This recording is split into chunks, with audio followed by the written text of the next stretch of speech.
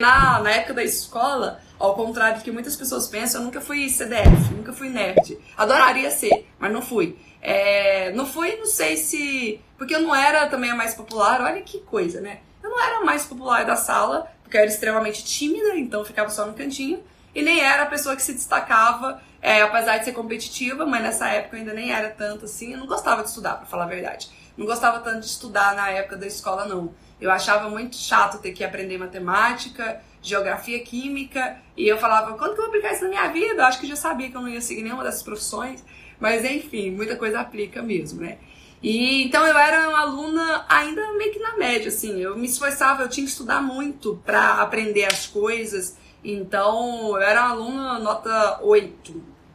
Mas eu via minhas colegas que sentavam na primeira fileira, assim, eu via elas indignadas. Gente, às vezes dava até raiva, não sei se isso já aconteceu com vocês, mas dava até raiva. Eu lá ralando para tirar minha nota 8, aí chegava e falava, ufa, tirei 8, pelo menos eu não ficava de recuperação, né? Aí via as meninas assim, que raiva, não sei o quê. Aí eu falava, poxa, elas sentam na primeira fila, será que elas tiraram 7, 6 pra estar reclamando assim? Aí eu ia ver que nota que elas tinham tirado. Ah, eu tirei 98, faltou nota 10. E depois eu fui e fiquei igualzinha a elas, na época que eu era professora de MBA.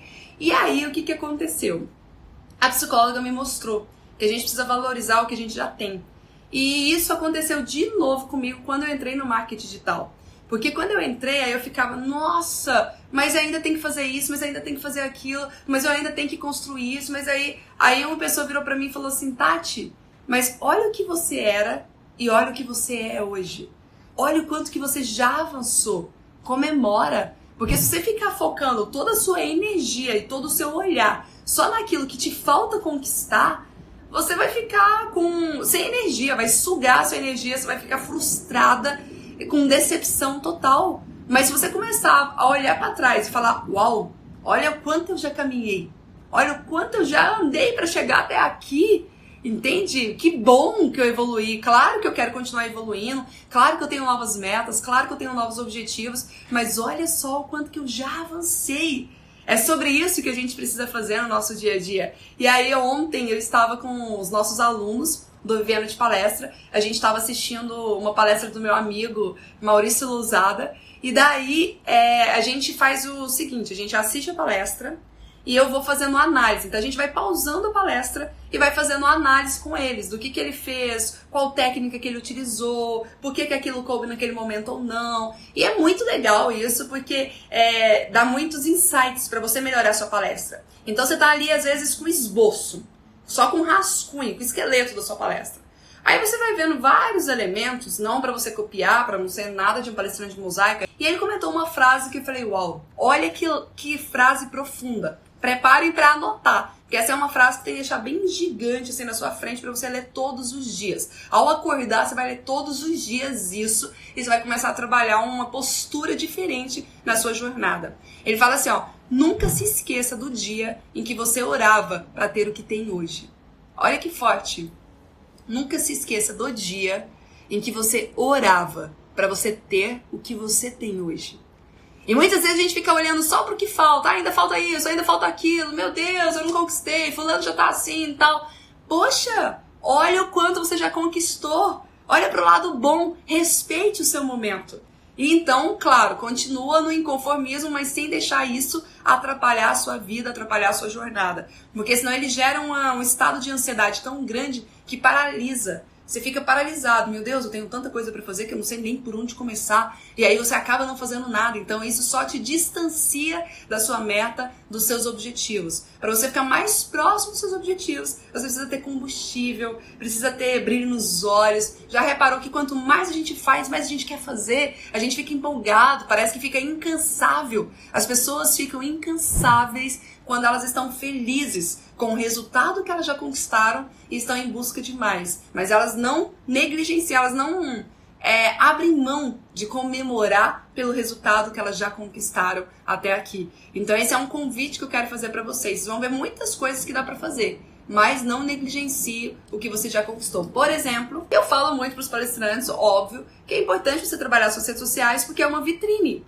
Então, muitas das minhas contratações, eu recebo uma média de 5 propostas por semana para fazer palestras, para enviar orçamento e tal. E muitas dessas propostas vêm por onde? Muitas não. 100% dessas propostas vêm por onde? Pelas redes sociais. Claro que incluindo Instagram, Face nem tanto, LinkedIn, entendeu? Incluindo várias redes, YouTube. Então, muitas pessoas assistem, tem uma degustação do seu conteúdo, começa a ver quem você é, o profissional com credibilidade que você é, e a partir disso eles te fazem convites e vêm orçamentos. Aí uma pessoa tava reclamando, nossa, eu só tenho 5 mil e tal. Aí eu falei, olha, tem gente aqui que não tem nem 200, nem 300, e você tem 5 mil. É que você tá olhando para a pessoa que tem 1 milhão. Se você ficar olhando para a pessoa que tem 1 milhão, você vai sofrer, você vai lamentar, e vai ser difícil você chegar no 1 milhão com esse tipo de pensamento, com esse tipo de mentalidade. A partir do momento que você comemorar o que você já conquistou, aí vai ficar mais fácil daqui pra frente.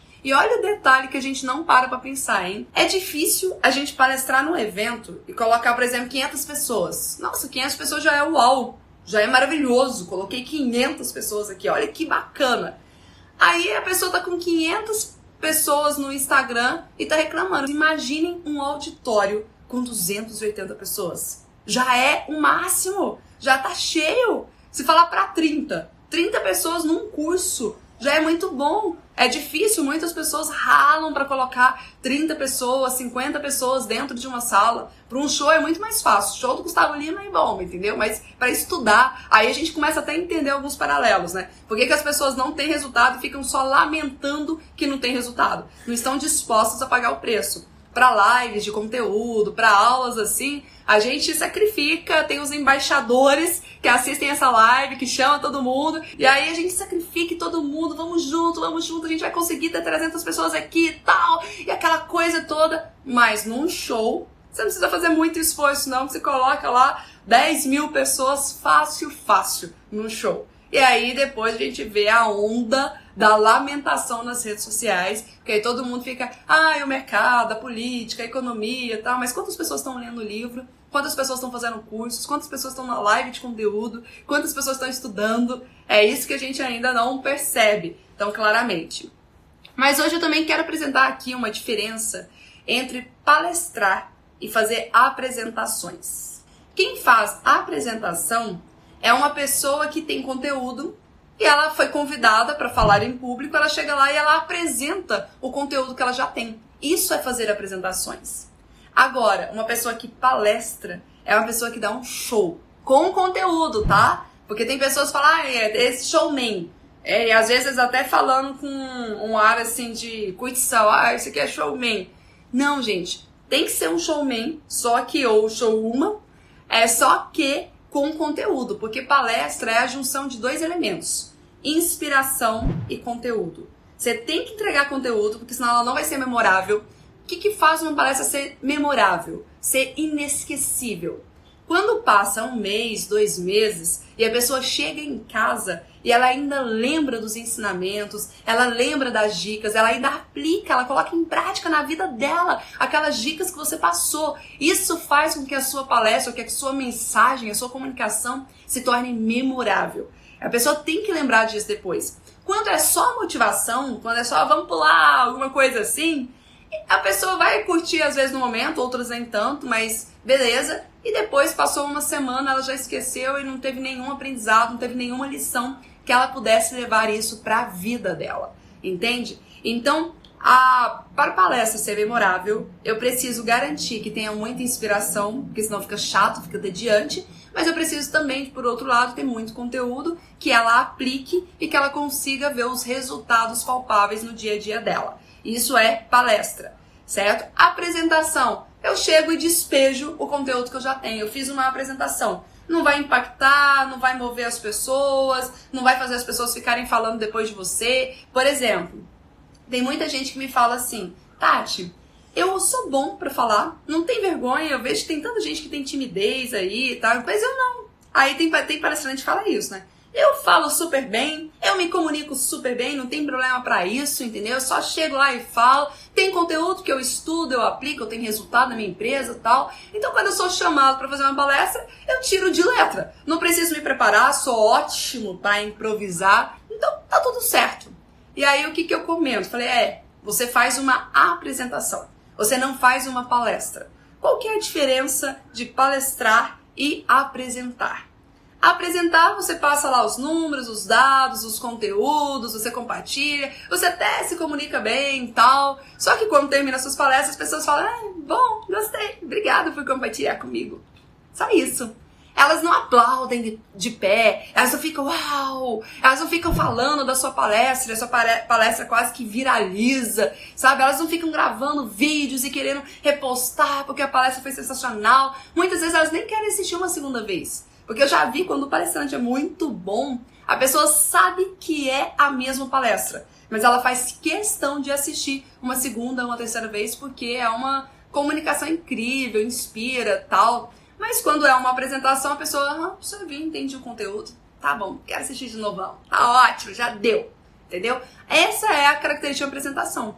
Agora, uma palestra, além de ter aplauso de pé, além de quando finaliza, indicadores. Você já é um palestrante de indicadores que a sua palestra foi boa e que você... Porque assim, se você perguntar para as pessoas, às vezes as pessoas ficam meio constrangidas e elas vão falar, foi ótima a sua palestra. Eles não vão falar a verdade. Claro que a gente percebe pelos sinais, o corpo fala. Então, pela expressão, você percebe assim, deve ter sido boa, mas não foi uau também, entendeu? Dá pra perceber isso. Mas aí, quando você chega e fala assim, fiz uma palestra memorável, as pessoas aplaudem de pé. Às vezes, elas aplaudem no meio da palestra. No final, faz aquela fila de pessoas. Eu lembro uma vez que eu terminei uma palestra minha, eu fiquei 4 horas tirando foto com as pessoas e autografando. Não aguentava mais ficar em pé. Mas é maravilhoso, entendeu? É gratificante. Você cansa fisicamente, mas o seu espírito, assim, a sua alma fica leve, fica feliz. É maravilhoso ter isso. Então, quando a palestra é muito boa, dá fila pra falar com você depois. Surge pelo menos umas 3, 4 propostas para você fazer uma outra palestra. E aí, mesmo que você tenha feito uma palestra gratuita, depois vai surgir proposta para você fazer palestras pagas. Eles vão perguntar quanto que você cobra para ir lá na minha empresa e ministrar essa mesma palestra que você acabou de ministrar aqui. É isso que eles fazem. Então, muitos alunos meus me perguntam, Tati, como que eu faço para vender palestra? Gente, é só fazer uma palestra incrível, mesmo que gratuita, para o público certo. E se você fizer uma palestra maravilhosa, memorável, para o público certo ali, provavelmente no final vai chegar, provavelmente não, com certeza vai chegar no final pessoas pedindo seu cartão, pedindo seus contatos e querendo saber como que eu faço para contratar a sua palestra. Esse é um dos indicadores que você fez uma palestra memorável.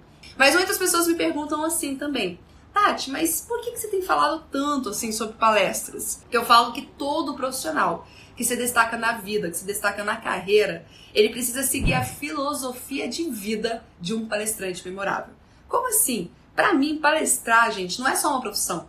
Pode também ser uma profissão, mas não é só uma profissão. Palestrar, para mim, é uma filosofia de vida. Porque existem alguns hábitos, existem alguns rituais que palestrantes fazem. Por exemplo, o ritual de meditar. Por que a gente medita? Porque a gente precisa controlar a nossa mente o máximo que a gente puder. A gente não é robô, nós não somos máquinas. Tem dia que a gente tá bem, tem dia que a gente tá mal. Tem dia que a gente tá inspirado e poderia ficar 10 horas falando e tá aquela empolgação total. E tem dia que você não tá afim de ver ninguém, você não tá afim de falar com ninguém. E você tem uma palestra marcada naquele dia com 500 pessoas te esperando. E muitas vezes a esperança dessas pessoas está nessa palestra. Você vai transformar a vida de muitas pessoas. Só que se você se permitir ficar, hoje eu não tô muito afim, hoje eu tô com cabeça doendo, tô com enxaqueca, hoje eu tô com isso, tô com aquilo, aí você vai deixar de transformar a vida de 500 pessoas que muitas vezes pagaram caro e renunciaram outras atividades da vida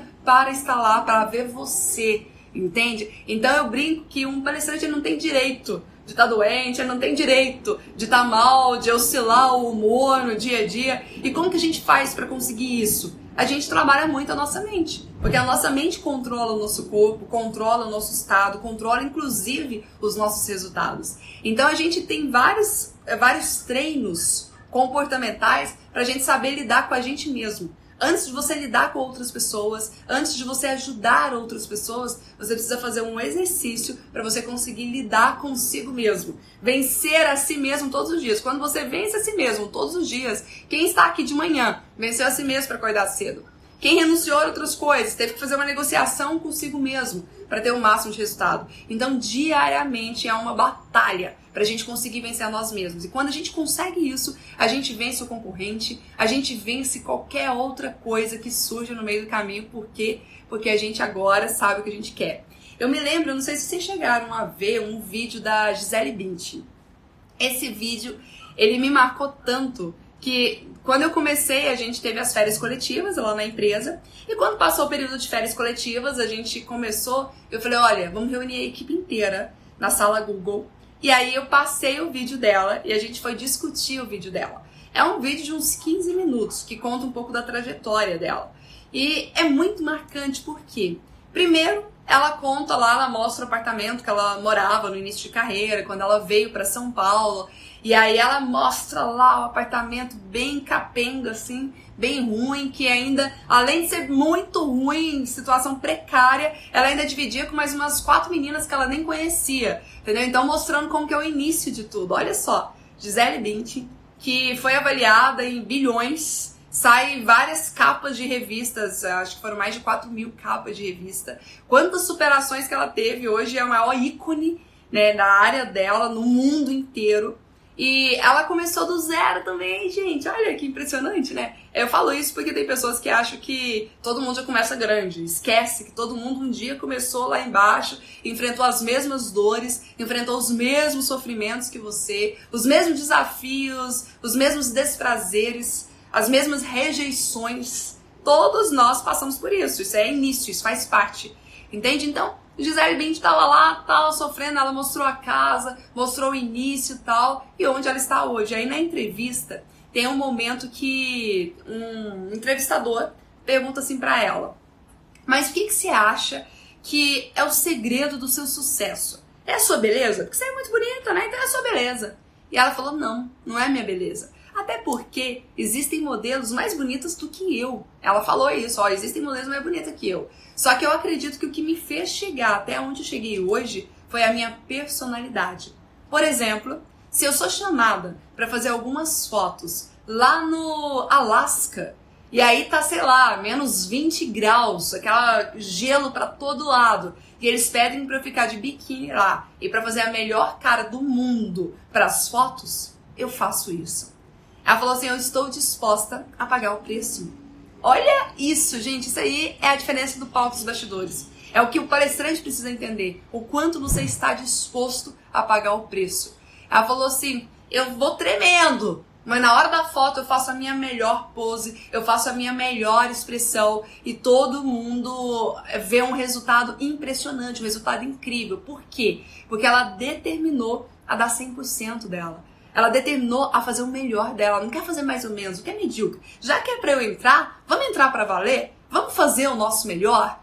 E aí ela comentou, ela falou assim, isso é em tudo que eu vou fazer, não é só nas fotos, não é só porque é minha área, não é só nos desfiles. Se eu tiver que limpar esse apartamento aqui, eu vou limpar melhor do que qualquer pessoa que vier limpar. Eu vou limpar tão bem, mas tão bem, a ponto de você poder comer no chão, lamber o chão porque ele tá limpo e você vai ter essa segurança. Porque tudo que eu me proponho a fazer, eu quero fazer o meu melhor. Eu quero fazer o meu 100%, eu não vou entrar mais ou menos. E detalhe, gente, eu tenho mapeado, eu tenho pesquisado o que vários profissionais de diversas áreas diferentes, quais são os pontos que eles têm em comum. E essa frase da Gisele, que é uma frase que eu também carrego muito comigo, desde o início da minha carreira, eu sempre falei essa frase, é uma frase que Ayrton Senna sempre disse também. Ayrton Senna, ele falava, olha, se for pra ser mais ou menos, eu nem entro, entendeu? Ele falou assim, não tem negociação, esse negócio, eu vou fazer mais ou menos, tal, não tem negociação. Eu vou fazer o meu melhor, eu vou fazer o meu mais bem feito possível, eu vou entregar 100%. Então eu quero perguntar pra você, o quanto que na sua vida, o quanto que em todas as atividades, em todas as tarefas que você tem feito, você se dispôs a isso. Tati, eu vou fazer meus 1000%. Eu não tô aqui pra achar defeito, pra falar mal, pensar assim, eu também conseguiria fazer isso, tal. Eu tô aqui pra aprender o máximo possível. E se eu consigo, depois eu vou lá e faço melhor ainda que a Tati. Eu quero formar pessoas que vão fazer muito melhor que eu. Eu quero formar pessoas que vão pisar no palco e que vão arrebentar, e que vão fazer muito melhor das minhas palestras. Ah, eu fui aplaudida de pé? Ok, eu quero que você seja aplaudido de pé umas 3 vezes. Eu quero que durante a sua palestra, 5 vezes, as pessoas te interrompam para te aplaudir pelos seus resultados. É isso que eu quero resultados mais incríveis, mais extraordinários para sua vida. Mas você precisa seguir o beabá, sabe? Não dá para pular etapas, não dá para pular fase, não existe fórmula mágica. Tati, mas você falou que existe uma fórmula de ganhar R$5.000 por hora de palestra. Claro que existe. Eu ganhei no início 5 mil, depois ganhei 7 mil, depois ganhei 10, depois ganhei 15. Hoje eu cobro R$19.000 por hora de palestra. Então eu posso falar com muita propriedade de quem viveu cada fase, de quem viveu cada etapa. E a minha proposta aqui pra você não é ensinar a fórmula mágica, é ensinar o passo a passo que eu fiz na minha jornada para conseguir os resultados que eu tenho hoje. Eu quero que você siga esse passo a passo porque eu sei que ele é infalível. Eu sei que não só eu, mas vários dos meus alunos têm tido resultados todos os dias ao aplicar esses métodos, ao aplicar esses princípios que eu estou compartilhando com vocês. Só que tem um preço a ser pago, não dá pra pular etapa. Não dá pra falar assim, ah, Tati, eu não quero ficar horas e horas escrevendo a minha palestra. Eu quero chegar lá e improvisar. Vai dar ruim, não vai ser palestra memorável, porque o improviso, ele nunca vai te levar à excelência. Decora isso, hein? Grava isso na sua mente. Vou até repetir para você memorizar. O improviso, ele nunca vai te levar à excelência. A partir do momento que você entender isso na sua vida, você vai ter mais resultado. Tati, mas eu já vi tantas pessoas que improvisam e que dão bem e que conseguem ter resultado mesmo improvisando. Tá bom, vou te explicar uma coisa que aqui, ó, essa descoberta quando eu tive, que eu falei, meu Deus do céu, isso aí vale milhões. Não acredito que eu demorei tanto tempo para descobrir isso aqui. Já conversei com várias pessoas de humor, já fiz vários cursos nessa área de humor. E aí, eles me falaram que, Tati, sabe quando a gente faz aqueles exercícios de improviso? Na verdade, não são improviso. Porque eles treinaram tanto, eles praticaram tanto nos bastidores, que tudo que você pede pra fazer, sabe aqueles que dá o cenário? Fala assim, ó, faz uma história aí, você tá na praia. Agora você tá na praça da cidade. Agora você tá na igreja. Agora você tá na escola. Eles já treinaram todos os lugares possíveis. E eles treinaram tanto que quando você fala assim, na praia, eles já têm uma referência na mente de algo que eles fizeram na praia. Não vai ser um improviso de, eu vou começar do absoluto zero, o que eu posso pensar de história, de enredo para quem tá na praia. Não! Eles já viveram isso. E aí tem a parte do troca. Troca. Eles já fizeram tanto essa parte do troca, que tudo que você falar não é novo mais para eles. Então não é improviso. Aí tem palestras que parecem ser de improviso, mas não são. Por exemplo, 2 amigos meus palestrantes, palestras incríveis. Aí você olha e fala assim, nossa, alguns nem usam slide, deve ser de improviso. Assiste umas 5 vezes, que você vai ver que não é. Geraldo Rufino e Rick Chester. Eles têm uma palestra muito informal, muito autêntica, muito legal, né? E aí uma vez um aluno meu falou assim, Tati, eu quero fazer uma palestra tipo a dele, sabe? Sem roteiro. Eu falei, você acha? Eu já assisti, já palestrei várias vezes com os dois. Eu já sei algumas partes que eles falam, eu já falo junto com eles. Eu já sei que eles vão falar aquela parte naquela hora. Não é de improviso, entendeu? E se você for conversar com eles no dia a dia, é mais ou menos assim. Começa a conviver com uma pessoa que você admira. Começa a assistir um monte de vídeos. Você vai ver que tudo que eles falam é o que eles falam no dia a dia. Então, na verdade, a vida deles, o dia a dia é treino. Eles estão treinando diariamente, ao conversar um a um, a treinar a equipe deles. Eu, quando comecei a palestrar, já tinha treinado tanto minha equipe, que eu já estava treinada. Começa treinando seus filhos, começa treinando sua equipe. Ser palestrante não é só para palestrar para multidões. Ser palestrante é palestrar no um a um. É você estruturar melhor a sua mensagem, trazer uma didática melhor, trazer um aspecto inspirador para ela e conseguir compartilhar isso com o mundo.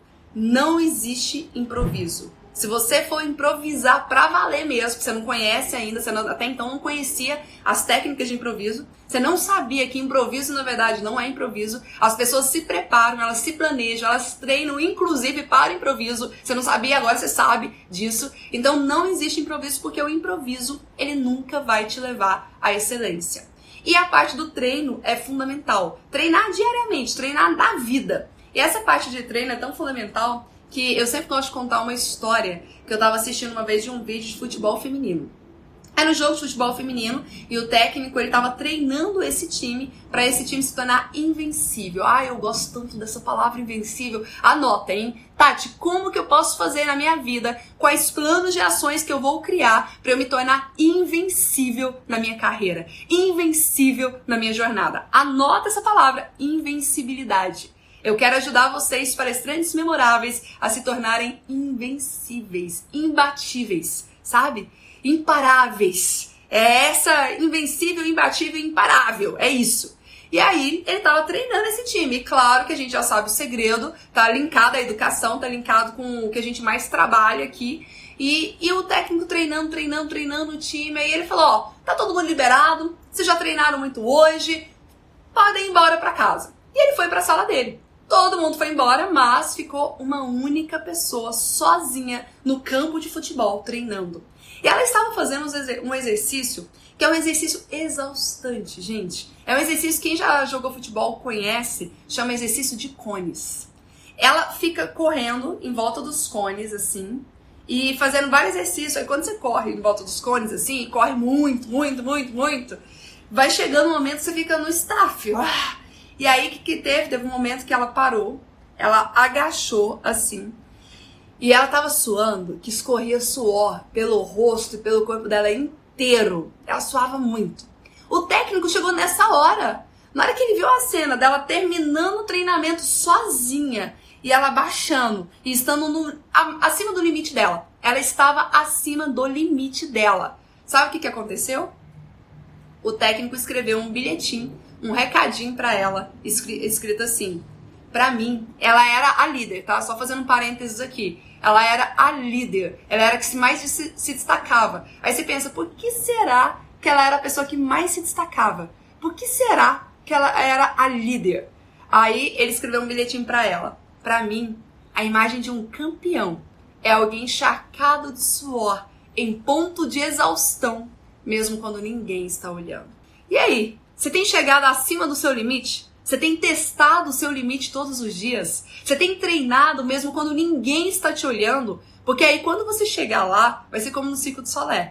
Quando eu fui no Circo du Soleil a primeira vez, eu assisti aquele espetáculo maravilhoso. Eu falei, gente, parece muito fácil. Acho que essas acrobacias que eles estão fazendo aí é facinho. Não tá parecendo ser difícil, não. Porque pra quem tá assistindo de fora, parece ser fácil, a coisa mais fácil do mundo. Aí você tenta fazer 10% do que eles fizeram. Quando você tenta fazer os 10% que eles fizeram, você fala, caramba, o que tá acontecendo? Acho que eu tô meio travada. Vou ter que entrar numa aula de alongamento urgente. Você não consegue fazer 1% do que eles fazem. E você olhando, assistindo aquele negócio, parece fácil. Palestrante memorável é isso. Ele chega num palco, ele dá um show. O que as pessoas vão virar e falar pra você? Ai, se eu tivesse o seu talento, ai, se eu tivesse o seu dom, sabe? Você é uma pessoa assim que naturalmente já nasceu assim. Essa é a ideia, entendeu? É você passar a imagem de que você já nasceu assim. Mas entre nós aqui, de bastidores, a gente sabe que não é bem assim. Há muito treino, há muita dedicação, é muito bastidor para que no palco pareça ser muito fácil. Parece ser mais fácil do que qualquer pessoa imagina. E é exatamente isso que eu quero trazer para vocês. A importância de você realmente estar disposto a pagar o preço. Vamos fazer como Gisele Bündchen, como Ayrton Senna, como a Tati DeAngela. Vamos pagar o preço, porque eu estudei muito para chegar até aqui e eu continuo estudando todos os dias. Quem me acompanha nos stories, nos bastidores, sabe que eu não paro, porque eu tenho sede de conhecimento, eu tenho um inconformismo de querer aprender sempre, mas respeitando o momento em que eu estou, respeitando e valorizando cada resultado que eu já obtive até aqui.